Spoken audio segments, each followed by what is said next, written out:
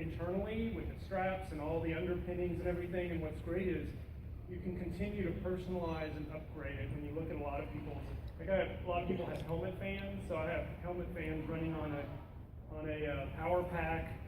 Some people do the Bluetooth headsets, which I think I turned mine off because I didn't want to interfere with anybody. So you can do all kinds of really cool stuff and customize it. It's really cool to look inside everybody's buckets and see what they've done differently, and so. And you're not alone when you do it either. I mean, we hold what we call armor parties once a month, at minimum once a month. So somebody will say, hey, I want to build some armor. Who wants to come over and build some armor? If it's Dan's, we'll go to Sean's garage and build TKs till the sun comes up. And usually we try and overlap some fun into it. So we'll say, hey, come out and build armor. We'll have ice cream afterwards. And watch Star Wars. And watch Star Wars.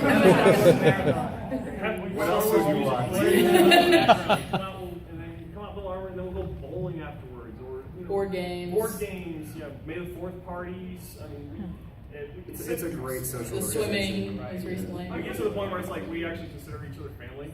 So whenever I explain it to friends, I'm like, think about all those people who are into muscle cars and hot rods. You know how they have parties they go to and they go in someone's garage and they've always got a motor and some disassemble. Like that's one of our garages. You go over and there's like 4 or 5 kits in the process of being built, and we get together and we share tips and tricks. So it's addictive. Like you say you're just gonna build one, and then it's like I know people that have 4 or 5 costumes. I've got 2 going. We got one of our members. He's teaching me how to build a Republic Commando. He's working on 4 Republic Commandos as well, of various types. So. Well, you can wear different costumes. Yeah. You can show up to events as different characters. You don't have to stick with one character. Yeah. I'm doing 2 different ones today, and the best thing about it is, as you all know, there's a Star Wars movie coming out every year for the next 5 years, at least. Yeah. So we're gonna get a lot more new costume types that we're all gonna be figuring out how to make, and there's gonna be a lot more people who are watching these movies and coming into it. So it's a really exciting time for us. Yeah, we call anytime Lucasfilm has frequently asked us to join them to help promote movies and or co-market, go and attend like Best Buy openings, releases of video games, the DVD, the movie release, things like that. So Star Wars concert. There was a Star Wars concert. They play the music of John Williams at. So Lucasfilm will tap us, Disney will tap us, and then, like I said, charities will frequently have Star Wars themed things. Schools, we have the STAR tests here in Texas, so we're frequently asked to come to schools to help kind of help the students out. So we do Star Wars Reads Day for libraries. We've done stuff with Boy Scouts. Free Comic Book Day, Texas For Comic Book Day, yeah. We got the Star Wars Day, so sporting events, like Texas Rangers, Dallas Stars, Dallas Mavericks. Houston Astros is coming up. Houston Astros, yeah. I think what? Okay. What? That's City has theirs as well. So there is no shortage of stuff to do with your costume. And people are like, oh, I think sorry, I was going to tell you earlier. The good thing I noticed about community-wise, I'm in Houston and we have our own little squad down there, but I come up here and it's like they're just totally. But I was originally in California when I got first joined in with the Mandalorian merc side. But I didn't know anybody when I moved to Texas, at all. And I went to a convention and just kind of was like, I'm in a costume, I'm in that group. And then immediately it was like, this community just kind of engulfed me, and now it's like, we host armor parties with 30 people in the yard, and it's like all these crazy people just come out. It's fantastic, because all these people, I have no idea. I am meeting, Josh, where are you from? North Dakota. Okay, so there is always a member around, and people will travel, and if you end up traveling somewhere, I went to New Zealand last week, and just as a Star Wars community, I took my Mandalorian bucket and met up with the Mandalorians in New Zealand. So it's there's always a community that's willing to accept you, because I know a lot of people travel. And I think one of the things that was so, I don't know, I guess I came in a little, just wondering if I would connect with other people, and when you read the mission statement on the 501st page, there's absolutely, zero tolerance for any kind of discrimination against age, gender, race, body type, gay, straight, like anything, like everybody's welcome, and it's almost like all those barriers come down because we share a love of Star Wars. So. We have that one thing that connects us all together. The real rewarding thing too is, for me, doing something for Make-A-Wish, Toys for Tots, and going out and seeing like the kids' faces, or we did a Force for Daniel and their parents. But it's so rewarding seeing, giving those kids some toys for Christmas, giving money for Make-A-Wish, and then a few months later we go to an event and they're presenting the kid going on a cruise, a Disney cruise. It really positively affects their emotions, and you can tell that that's what's really going to make them, psychologically it's going to heal them. It may not heal their body, but in their mind it's going to make them feel better. I'm going to get all emotional here. I can vouch for that. My husband was Daniel Fleetwood, and I met the 501st through the Force for Daniel, and they came to our house all dressed up in kit, and it was incredible, and that's why I am part of the 501st, because of everything that they did for me, I want to give back to. So, There's a benefit to the bucket so that nobody can see you cry. That's right. Tears are hidden. And there's literally been events where you go to a children's hospital and the little boy or little girl, no hair, I don't want to take my medicine, and they'll have a stormtrooper come up, or Darth Vader, let me give you some of my force strength, and that'll help you take your medicine. And these kids will go right to the room and take their medicine with one of the members. Just doing that is incredible. It really is. That's some of the hardest stuff. It's And it's some of the hardest stuff. Yeah. And I'm getting another thing is, even though you don't have a costume yet, you can still participate.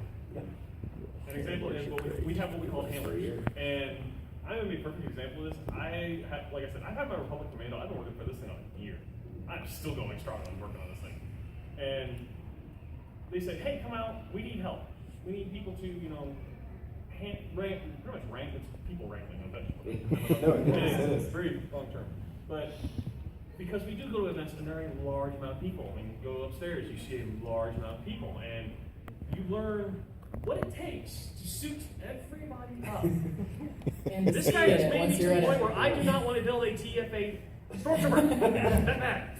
It is a very complex thing to put together. TK is not so bad, but because they are limited vision-wise, they can't see if you have a small Can't crowd in front of them. see from about here down. Yeah, they're like this. And that's where a handler comes in and they say, "Hey, don't step forward." I have handled the 2 Wookiees upstairs more times than I can count. The smell never gets out of your hands. Things make you cringe. But you see how awesome these costumes are, and you kind of go, and after dealing with them, you go, "Okay, this costume's not meant for me. This costume is a little more above, essentially, above pay grade." Me, I don't want to do a TFA stormtrooper. No offense, Dan, they're awesome, but I don't want to do one now. I'm a unicorn. Yeah. Special. But we need people to come out and help us. We can't do it on ourselves in costume. And it's cool, like with Rebecca and her Jedis, and Jedis are a half and half. So because you have full vision in a Jedi. Lindsay's also an example. They have these awesome biker scouts. And like Justin has the officer and he has the Royal Guard, so a lot of times he brings both, and if we need somebody who can see, he picks the appropriate costume. That's an amazing Twilight. Yeah.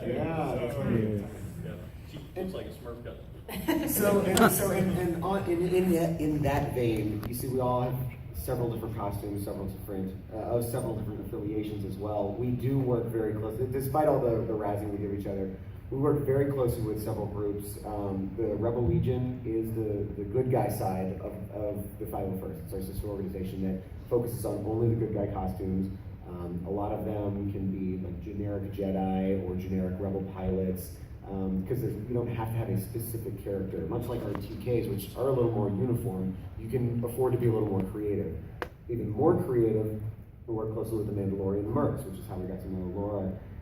Is anything of that Boba Fett style of armor, that Mandalorian armor, and you can do kind of a more creative. I mean, there's obviously standards for how it's done, but you have more leniency within those standards for colors and weaponry. There's some different helmet styles and gauntlets Yeah. accessories, and Go upstairs, the main merch.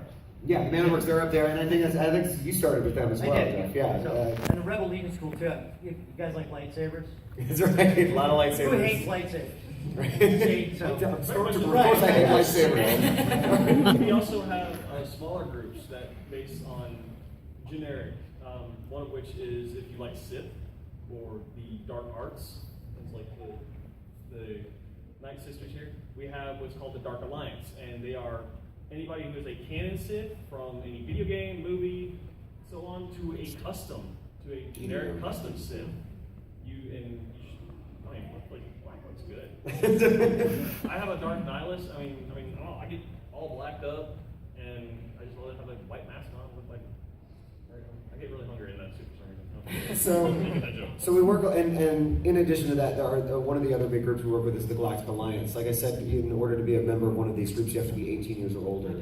Galactic Academy, sorry, Galactic Academy. As a precursor to that, if anyone under the age of 18 is interested in doing a costume or being a part of these costume groups, like frequently a lot of our kids or something would come along with us. They are part of the Galactic Academy until they turn 18. The Galactic Academy standards are none. If they have a Star Wars, if they are, that's they can have a Halloween costume because those kids really want to be a part of it. You can just go and get them a Star Wars T-shirt or or a hat or something. Right? There we go. We got a Galactic Academy member right there, right? Right now. But it's something a good example. Someone like that is passionate about costuming and Star Wars. That's what we want to have as somebody who graduates into the 501st Legion and comes into building this life-size model kit action figure of what he's loved for so many years. And for that, the parents do all the contact information. You don't have to worry about the people finding, right. creeping on your kid online. It's contact through the parents, but the kids do have their own. Just like we have merchandise, like shirts and stuff. The kids have patches, and they go up the age ranges and that kind of thing. Jawas, you have a little infant, you can dress him up as a little Yoda and put him on a Jedi backpack. They're all an Ewok. Yeah. So that's. I hope we've kind of jumped around a bit, but I hope that you've at least got an idea of who we are as a group and what we kind of stand for and what we do. We'd like to open the floor for the next 30 minutes or so to just talk. If you guys want to come and take a look at costumes, or if you got questions about particular costumes or I think have that's no in the idea. other That's in panel. the other room. I have no idea where the thing is. Yeah. So.